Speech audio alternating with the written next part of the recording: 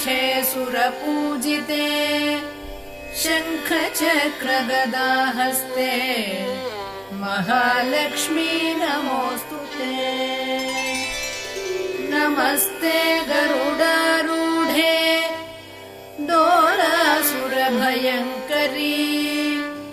सर्वपापहरे देवी महालक्ष्मी नमोऽस्तुते।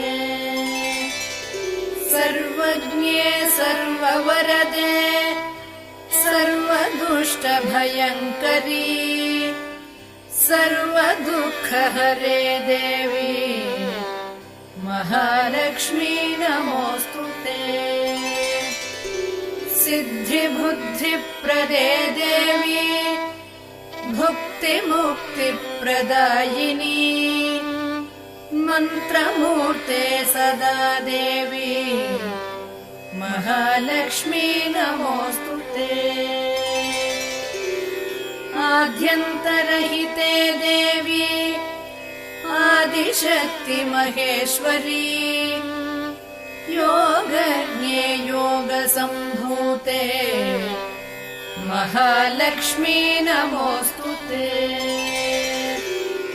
स्थूलसूक्ष्ममहारौद्रे महाशक्ति महोदरे महापापहरे देवी महालक्ष्मी नमोऽस्तुते।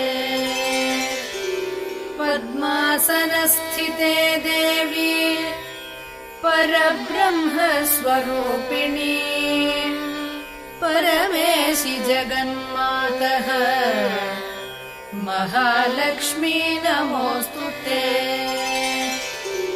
श्वेताम्बरधरे देवी नानालङ्कारभूषिते जगत्स्थिते जगन्मातः महालक्ष्मी नमोऽस्तुते। महालक्ष्म्यष्टकं स्तोत्रम् यः पठेत् भक्तिमान् नरः सर्वसिद्धिमवाप्नोति राज्यं प्राप्नोति सर्वदा। एककाले पठेन्नित्यम् महापापविनाशनम् द्विकाले यः पठेन्नित्यम् धनधान्यसमन्वितः त्रिकालं यः पठेन्नित्यम् महाशत्रुविनाशनम् महालक्ष्मीर्भवेन्नित्यम् प्रसन्ना वरदा शुभा।